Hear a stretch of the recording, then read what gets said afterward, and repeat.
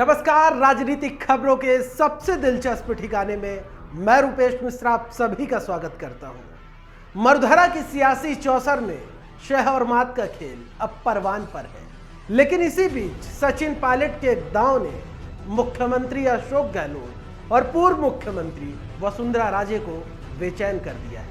लेकिन इस सियासी सिक्के का दूसरा पहलू ये भी है कि सांसद किरोड़ी लाल मीणा और हनुमान बेनीवाल को पायलट के इस दांव से चैन मिल गया है। क्या है पूरा मामला, इसे विस्तार से समझने के लिए देखिए हमारी खास रिपोर्ट। दिल्ली के पहलुओं में बैठकर बागी पायलट इन दिनों मरुधरा की सियासी तपिश बढ़ा रहे हैं।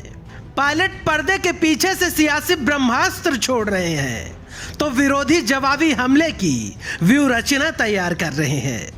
खैर, यह सियासत है साहेब, जालिम सियासत, संवेदनहीन सियासत, बेहया सियासत। इसे पाकीजा इश्क सिर्फ कुर्सी से है और कुर्सी पाने के लिए हर वो दांव चले जाएंगे जो कि इस पृथ्वी लोक में संभव है।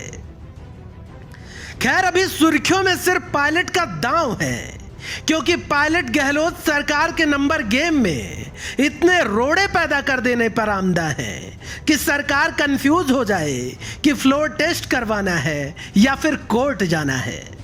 खैर, बागी पायलट ने एक नया दांव चला है। दरअसल बसपा के 6 विधायकों के कांग्रेस में विलय का मसला अब कानूनी पचड़े में उलझ चुका है। सवाल यह खड़ा किया गया है कि बसपा राष्ट्रीय पार्टी है और राष्ट्रीय पार्टी का विलय क्षेत्रीय आधार पर संभव ही नहीं है। अब ऐसे वक्त में अगर गहलोत सरकार को 6 विधायकों से हाथ धोना पड़ा तो निश्चित तौर पर सरकार के समक्ष बड़ा संकट खड़ा होना तय है। और जब गहलोत सरकार पर संकट हो तो पूर्व मुख्यमंत्री वसुंधरा राजे की बेचैनी बढ़ जाना लाजमी है, क्योंकि विधायकों के इतने बड़े फासले को वसुंधरा चाह कर भी नहीं पाट पाएंगी। खैर, इस सियासी सिक्के का दूसरा पहलू यह भी है कि जैसे ही पायलट के इस दांव से गहलोत वसुंधरा बेचैन हुए तो वहीं दूसरी ओर बेनीवाल और किरोड़ी को चैन आ गया, क्योंकि गहलोत वसुंधरा के पुराने धुर विरोधी रहे हैं बेनीवाल और किरोड़ी।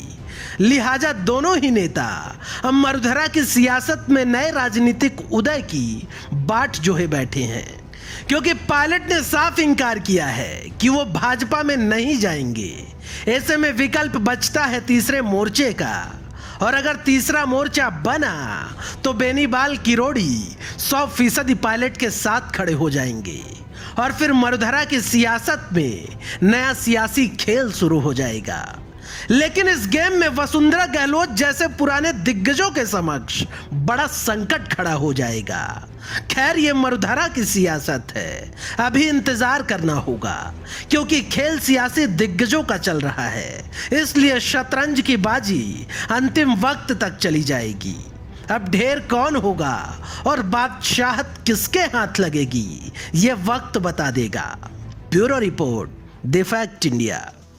तो देखिए आपने हमारी खास रिपोर्ट कि किस तरीके से अब सचिन पायलट गहलोत सरकार की मुश्किलें बढ़ाने के लिए हर वो दांव चलने लगे हैं जो कि संभव है। लिहाजा तमाम लोगों की निगाहें इस बात पर टिक गई हैं कि गहलोत सरकार पर जो ये संकट है वो बदस्तूर कायम रहेगा, गहराता रहेगा या फिर दूर होगा। लिहाजा देखना होगा कि सियासी शतरंज में ढेर कौन होता है और बाजीगर कौन बनता है। दोस्तों, राजस्थान की सियासी उठापटक पर हमारी पैनी निगाहें बदस्तूर बनी हुई है। जो भी इस उठापटक से जुड़ी लेटेस्ट अपडेट होगी हम आपके समक्ष लेकर फौरन हाजिर होंगे। तब तक के लिए नमस्कार।